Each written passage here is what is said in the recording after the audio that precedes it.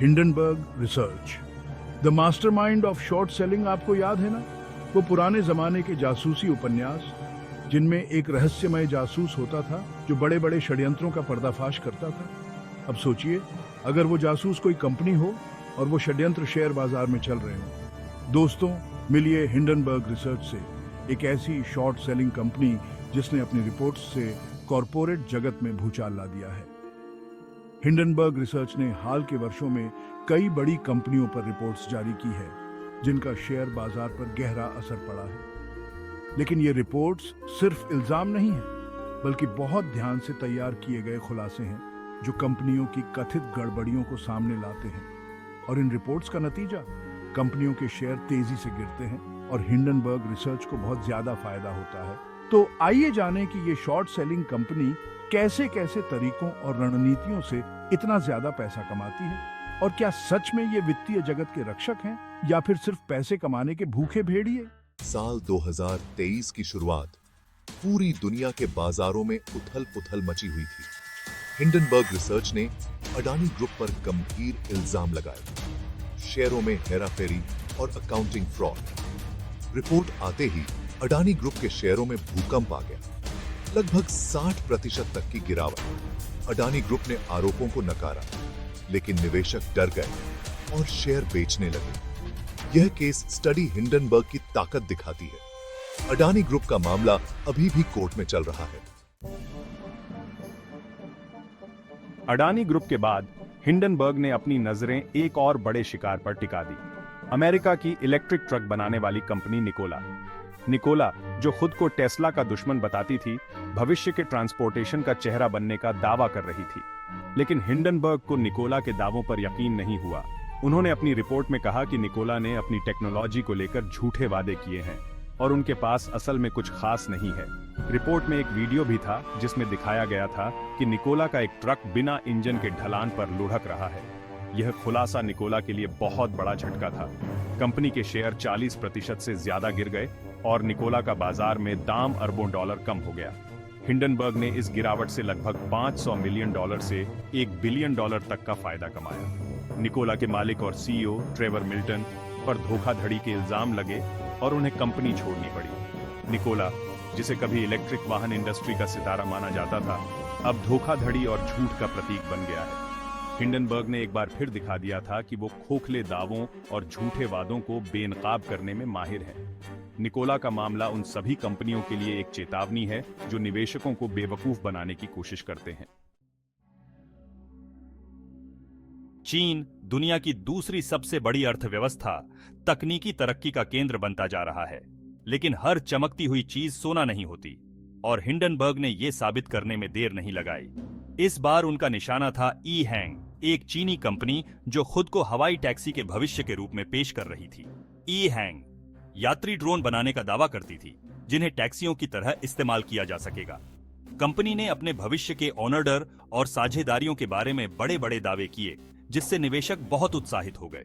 लेकिन हिंडनबर्ग को ईहैंग की कहानी कुछ ठीक नहीं लगी। उन्होंने अपनी रिपोर्ट में कहा कि ईहैंग ने अपने ऑनर्डर और उत्पादन क्षमता को लेकर झूठ बोला है। रिपोर्ट में यह भी कहा गया कि ईहैंग के ड्रोन तकनीकी रूप से तैयार नहीं है और उनकी सुरक्षा पर भी सवाल उठाए गए। रिपोर्ट के बाद ईहैंग के शेयरों में 60% से ज्यादा की गिरावट आई, जिससे हिंडनबर्ग ने सैकड़ों मिलियन डॉलर का मुनाफा कमाया। ईहैंग ने इन आरोपों को नकार दिया, लेकिन कंपनी को अपने दावों को साबित करने के लिए बहुत मेहनत करनी पड़ रही है। ईहैंग का मामला दिखाता है कि कैसे हिंडनबर्ग दुनिया भर में अपनी नजर उन कंपनियों पर रखता है जो गलत कामों में शामिल है। यह मामला उन निवेशकों के लिए एक सबक है जो बिना सोचे समझे नए नए उद्योगों में पैसा लगा देते हैं। Chapter 4, title Lordstown Motors. बिजली के सपनों का धुआं अमेरिका का ऑटोमोबाइल उद्योग नई खोजों का केंद्र रहा है, लेकिन इस चमक दमक के पीछे धोखा और लालच की कहानियां छिपी होती हैं। लॉर्ड्सटाउन मोटर्स इस कड़वी सच्चाई का जीता जागता उदाहरण बन गई। कंपनी ने हजारों एडवांस बुकिंग का दावा किया, लेकिन हिंडनबर्ग को कुछ गड़बड़ लगी। रिपोर्ट में बताया कि एडवांस बुकिंग फर्जी थी। मालिक ने शेयरों को बढ़ावा देने के लिए झूठी बातें कही। रिपोर्ट के बाद शेयर लगभग 20% गिर गए। लॉर्ड्सटाउन मोटर्स कंगाल होने की कगार पर पहुंच गए। ये मामला उन लोगों के लिए एक सबक है। चैप्टर 5 टाइटल क्लोवर हेल्थ स्वास्थ्य सेवा में बीमारी स्वास्थ्य सेवा का क्षेत्र नैतिकता और फायदे के बीच फंस जाता है। क्लोवर हेल्थ एक अमेरिकी स्वास्थ्य बीमा कंपनी इस दुविधा का बड़ा उदाहरण है। क्लोवर हेल्थ ने मेडिकेयर एडवांटेज प्रोग्राम में खुद को सस्ती स्वास्थ्य सेवा देने का दावा किया। कंपनी ने टेक्नोलॉजी और डेटा के जरिए स्वास्थ्य सेवा को बेहतर बनाने का दावा किया, लेकिन हिंडनबर्ग को क्लोवर हेल्थ की कहानी में खामियां नजर आईं। रिपोर्ट में आरोप लगाया गया कि क्लोवर हेल्थ ने जरूरी जानकारी छिपाई है। क्लोवर हेल्थ पर धोखाधड़ी और झूठे प्रचार का आरोप लगाया गया।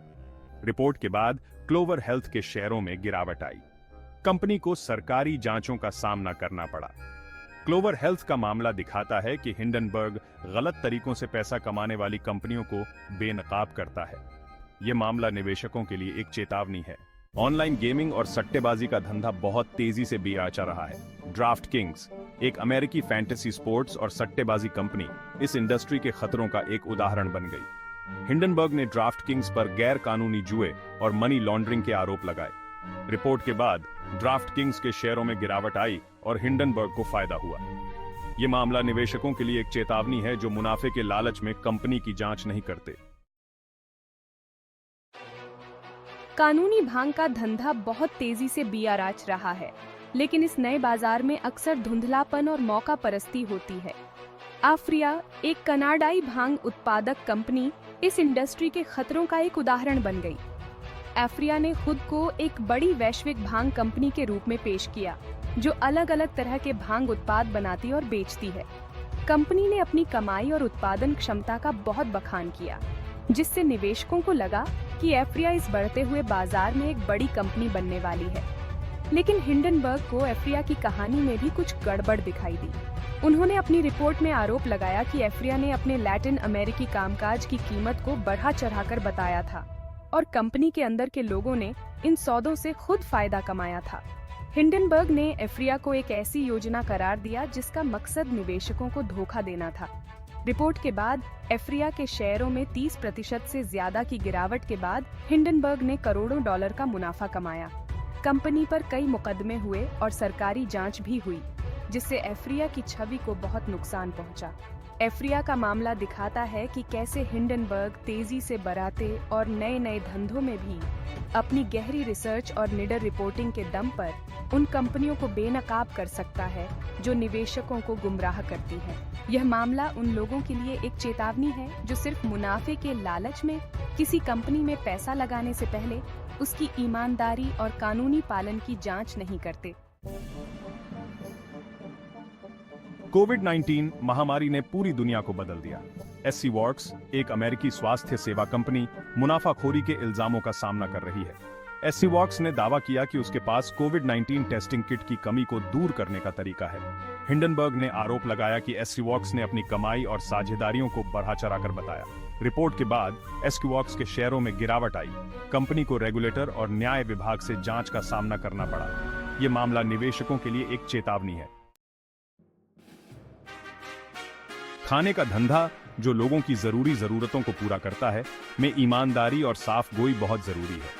एचएफ फूड्स एक अमेरिकी खाद्य वितरण कंपनी इस इंडस्ट्री में भरोसे और नैतिकता के महत्व का एक उदाहरण बन गई जब हिंडनबर्ग ने उनके काम करने के तरीकों पर सवाल उठाए। एचएफ फूड्स ने खुद को रेस्टोरेंट और दूसरे खाने के धंधों के लिए एक बड़े सप्लायर के रूप में पेश किया, जो ताजी सब्जियां, मांस, मछली और दूसरी खाने की चीजें पहुंचाता है। कंपनी ने अपने बड़े डिलीवरी नेटवर्क और कम दामों का बहुत बखान किया, जिससे निवेशकों को लगा कि एचएफ फूड्स एक स्थिर और फायदेमंद बिजनेस है। लेकिन हिंडनबर्ग को एचएफ फूड्स की कहानी में भी कुछ गड़बड़ दिखाई दी। उन्होंने अपनी रिपोर्ट में आरोप लगाया कि एचएफ फूड्स ने अपनी कमाई और मुनाफे को बढ़ा चढ़ाकर बताया था और कंपनी कम टैक्स देने के लिए गलत तरीके से अकाउंटिंग कर रही